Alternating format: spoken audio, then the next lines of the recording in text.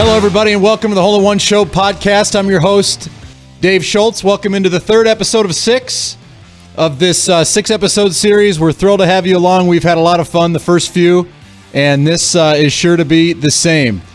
We've got a very special guest to kick off right now. We've got Carter Hushagen. He joins us. He is the winner of the junior episode on season 4, and he's got as big a personality as he does a smile. So right now, welcome in Carter. Carter, welcome to the show. Thanks for having me on. You got it. Now, you have an interesting story. You came out to the qualifier for the show down in Hankinson, so you were motivated. You came all the way down from Hankinson, and then you came back to Osgood because you didn't quite make the Hankinson show. Talk about the process of qualifying and what motivated you to go to two different spots. Well, so my cousin was the head pro at Dakota Winds at the time, and he told me about the qualifier, and so I went down one day after school, and my sister brought me, and then I didn't get the two shots, but one was like 25 feet, I think. Yeah. So then I knew I wouldn't qualify, so then I lived right on Osgood, so I walked there that night and didn't hit two good shots there either. But so I didn't qual there, but then the day before the show, I get a call from my cousin. He said the guy who qualified broke his arm in a football game. That's right. That night for Wahpeton, I think he plays for, and so then I was on. So then I went to the range quick and was practicing, but I didn't really plan for the 40-mile-an-hour headwind we were heading into. So we'll get into the details of the show and the shot that you hit, which was fantastic. But why don't you share with everybody who's watching the pod, where are you from, what's your background, how old are you, all that stuff? So I'm from West Fargo. I just moved to Horace. I go to Horace High School. Okay. You gonna be a freshman? I'll be a freshman, yep. I've been playing golf since I was about 4. Wow. And I play golf just about every day. I just got my license this year, so I played Rose Creek and Edgewood. You're all over the place, everywhere. Huh? So I play golf typically every day. That's awesome. So you talk about the Inspiration Point camp. You know, you played for them and you won $1,000 thanks to Shields, and we're actually going to do the check presentation this Friday, which is going to be a lot of fun at the 45th Street, the main store for Shields. Talk about the camp and why it was important to you. So it's a camp I go to, and my sister went there ever since she was young and could go there. So then I went there, and I went there when I was 5. So I've been there every year, but I did have to miss a year because they closed for COVID. Okay. But I've been there 2 years since that, and well, they got to be pretty jacked up that you won $1,000 for the camp, right? Yep, they are, and I go there every year. It's fun. It's like a week long, and okay. When in the season did you go? So there was one about June 28th, and then the one I'm going to is like early August. Okay. And you go there for a week, and it's just super fun. You turn in your phones, so you don't have your phone for the whole week, and it's super fun. Just go outside the whole day, have a campfire every night, and that's great. The food's good there. So where the food is good, that's a good thing, right? I want to go. Where is it? It's by Battle Lake, I think. Okay. It's about an hour and a half from Fargo. That's neat. That's neat. Well, you did win. Yep. So let's talk about the show. It was blowing 45 miles an hour. Oh, yeah. But your interview was great. You're just ready to go, and you were not afraid. And you said your favorite club on the show was a pitching wedge. And for a 150-yard shot, it was a 3-wood for you. Yeah. And you stepped up. The first shot, bam, inside the 20-foot circle, $100 to Shields. That had to feel pretty good. Yeah, it did. I was told to hit it high, so I kind of put it more up in my stance, leaned my shoulder down a little more, and I hit it, and it landed like a wedge, and it had no roll or anything, and just stopped in the circle. That's cool. Well, let's talk about school. You're going to be a freshman in high school. What's your favorite subject? I like math. Okay. Well, I think you're going to be pretty good at communications, too. Yeah. You're not afraid of a microphone. That's a cool skill. Oh, yeah, math. It's always been my favorite subject. Yeah? I like it. So I'll be doing geometry this year for 9th grade, and I want to be an engineer when I'm older. So good for you. Good for you. The world needs engineers. I'm not one of them, but congratulations. I'm thrilled for you. In Horace High, you just moved to Horace, and so your home course is Osgood, is that right? Yep. Home course is Osgood. What's your favorite hole? 6. All right. Why number 6? Drivable par 4. There you go. And what's your best score out there at Osgood? I shot 36. 3 over. Nice. So what do you play tournaments all summer? What are the plans this summer? I play Steve Widener Tour. Okay. And I'm looking to get into some of the Dakota Junior Golf Association tournaments. That's great. More competitive, lot more people playing, but that's kind of what I do. Just practice a lot, hit range. Good for you. Well, you were a pleasure to have on the show. Great personality. Just a really fun young man to be around. So your parents did you right, man. And I'm thrilled for you. You're going to start high school, and now all your friends are going to see you on this podcast. Oh, yeah. Yep. Well, congratulations on winning the show. $1,000 Inspiration Point Camp. We'll do the check presentation at Shields in a couple days. Proud of you. Everybody watching's proud of you. And hey, are you going to be back on the junior show this coming year? I will. I'm looking to qualify. You got to qualify. Yep. Okay, so stay tuned. We'll get you the qualifying dates, and love to have you back on. Sounds good, and I'll plan to be there. Awesome. Nice job, buddy, and we'll see you soon. Thanks. Yep.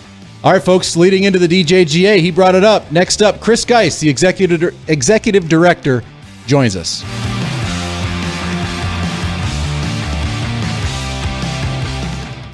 Any bank can tell you they have a rock-solid commitment to agriculture. Bell can prove it. To this day, every Bell Bank branch is partially built with rocks we've picked from our founder's farm. But our roots in ag have grown more than a few offices. They've shaped who we are and formed our entire approach to banking. Let us prove it to you as you grow your farm and prepare your legacy for the next generation. Bell Bank, committed to ag. Golf to me is patience. It's weird to say, but golf is life. It is. It's the ultimate game of life. You know, it's an individual sport. You have to put in a lot of work to get minimally better. And that's kind of the beauty of it. You come back to improve. That's why I love golf, is just every shot is different. That next round, that next shot, you know, it could be that start of a story. I don't even want to say a game. It's more than a game. Welcome back, everybody, to the Hole in One Show podcast. It was absolutely great to have Carter Hushagen on the show. What a ball of energy, charisma, and boy, he stepped up under pressure and hit a 3-wood up there inside 20 feet and won his show. So thanks to Carter for joining us. And he brought up playing in Dakota Junior Golf Association events, and now we'd like to welcome in the executive director of the DJGA, the hardest working person in North Dakota, probably the region, maybe even the country, for junior golf. The things that Chris Geiss has done for junior golf in the state of North Dakota is unbelievable the last few years. And we welcome him in right now. Chris, welcome to the show. David, how are you? I appreciate the kind words, and as always, it's fun to hang on the phone with you for a bit. So, Chris, talk about the DJGA. It's been in existence since 1987.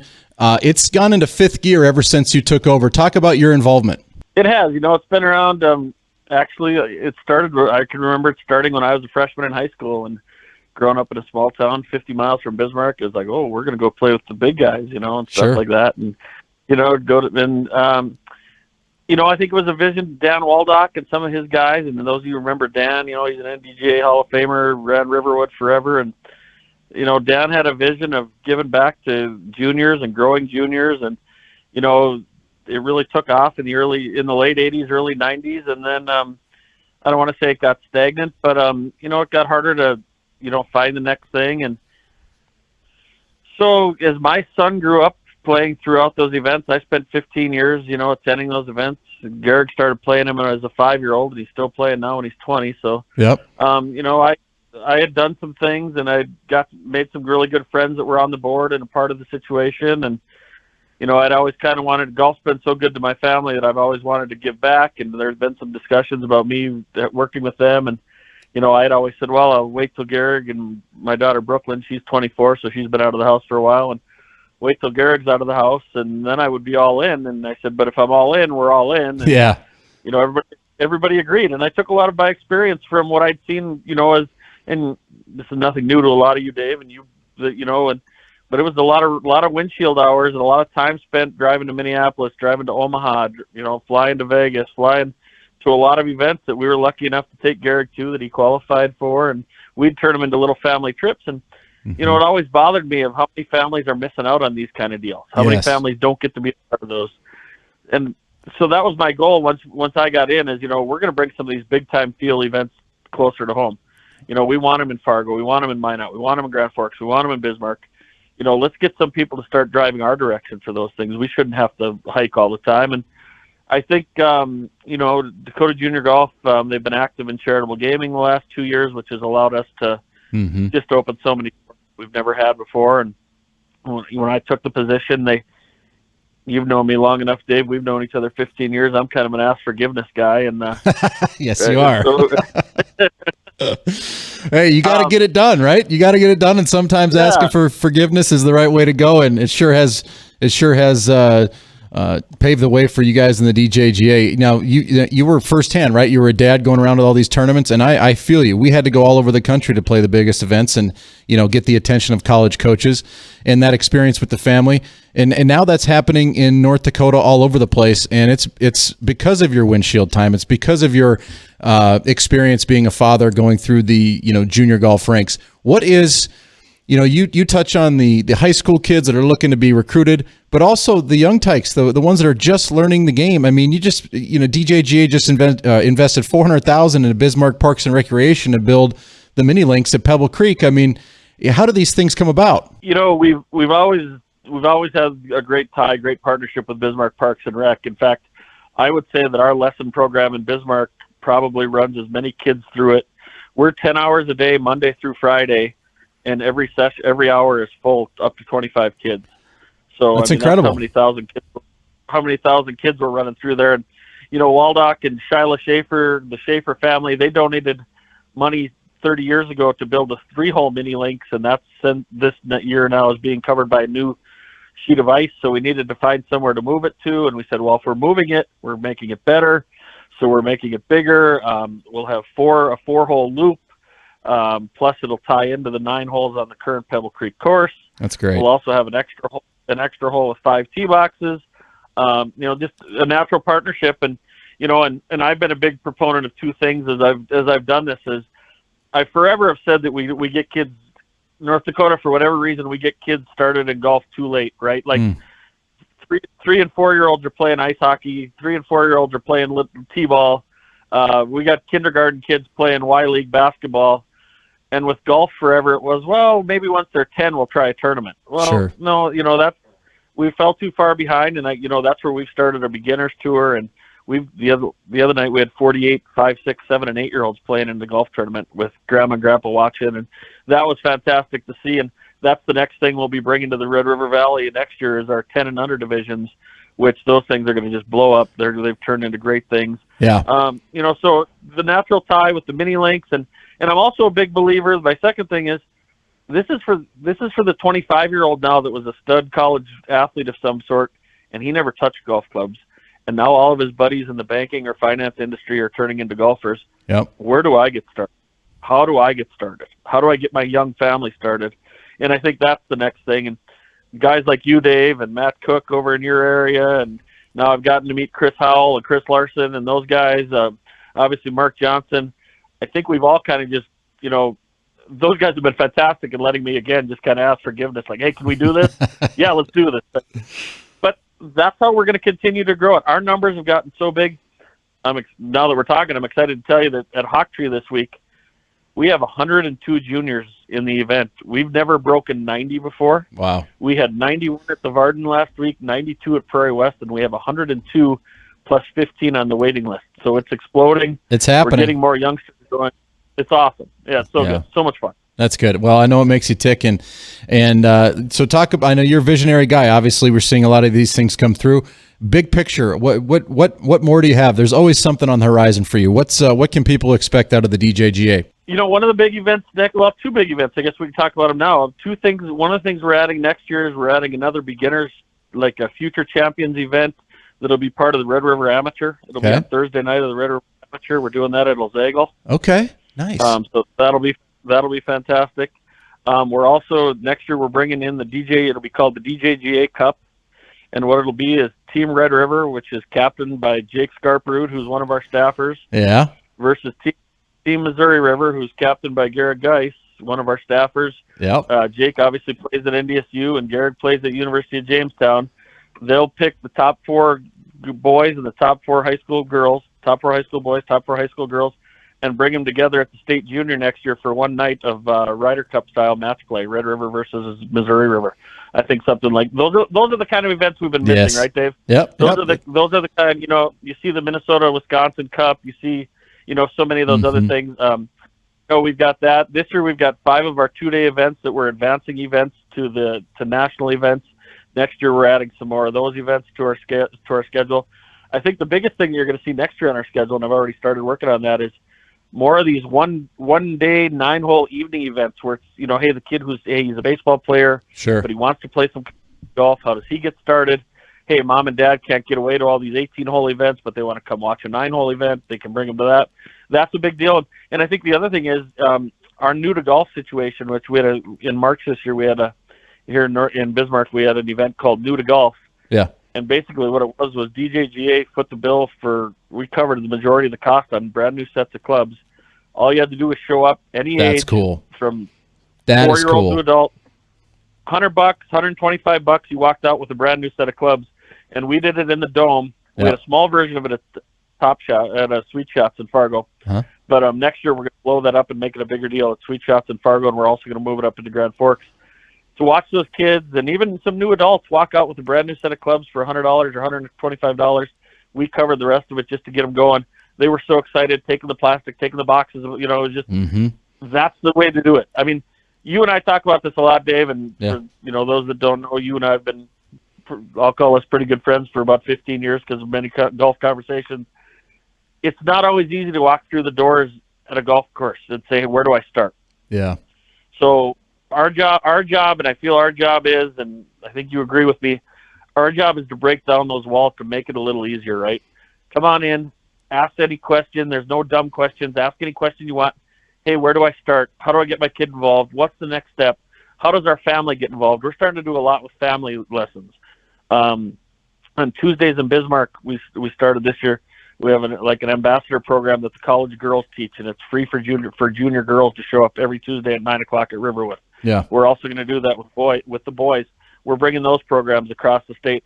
We're filling our staff with a lot of good people that can do some things, and I think you can tell with the Brock Ellingsons, Aaron Canotos of the world that we've hired over years. We're going to keep bringing those people on, and we're going to give them a little more that they can do, and that's going to help us grow faster. I'm the ultimate control freak. You know that. You've seen me in action when I tell you to get out of my way at Fargo Country Club. Yeah, but, you can handle a tournament. You can talk about junior golf. I guarantee you. Real quick before we got a hard deadline here. What about we were able to have a fun thing with the Russ Newman Junior Invitational. The top 20 boys and girls from the Class A, Class B high school tournaments were invited to the Fargo Country Club, and the DJJA is putting that thing on TV. It's going to be a couple-hour special in late August, and KVLY is in production right now. That was a ton of fun, and thank you to you guys for being able to do that. I think that's going to be fun for the top high school players in the state to be able to showcase their skills on the big screen and be able to show that to college coaches and just the experience of playing golf on camera. Yeah, we can't wait to see the final production. I mean, we viewed that as just another advertising piece for us to give these kids a great chance. And you've heard me use the term enough too of, hey, it's not just golf. We put the best football players on TV. We put the best basketball players on TV. Why, and I think this is going to become an every year deal for us now. I know you and Lisa did a fantastic job. How cool was it to grab a kid walking off the 13th green and say, hey, you just made those kind of things. They looked a little terrified. They looked a little terrified. Oh my gosh, she's going to interview me. I'm in the middle of this round, but it was a good experience for all. And I think it'll make for entertaining television. Yeah, and one of our things is lifetime family memories. That's what it's all about. Yes. Reading about all Amy Olsen stuff this week and how much her family's enjoying it. I think if we can give a little piece of that back to North Dakota golf, we're all in. Well, we could sit here and talk for hours on golf, junior golf, pro golf. We got to get going, but Chris, keep doing what you're doing. Get some sleep, will you? I mean, we exchange text messages in the middle of the night sometimes because of the ideas going back and forth. But get some sleep and you're burning. On behalf of everybody who loves the game of golf, who is part of trying to help grow the game, trying to help get people involved. I mean, you've done more than anybody I've ever met. So Thanks for what you do, and thanks for being on the Hole in One Show podcast today. Yeah, thanks, Dave. Always humbling when you say things like that. Sure appreciate it. And thank you all for being with us on episode 3 of 6 of the Hole in One Show podcast. Next week, more fun content. We're going to have a lot of fun guests, and we're going to talk a little pro golf. We'll have the U.S. Women's Open to recap. Obviously, Amy Olson qualified, and she's playing in the U.S. Open at Pebble Beach, 7 months pregnant. What an unbelievable story. It's going to be a lot of fun to watch her this weekend, root her on, and we'll recap that next week on the show. And again, thanks for being with us, and we'll see you next week.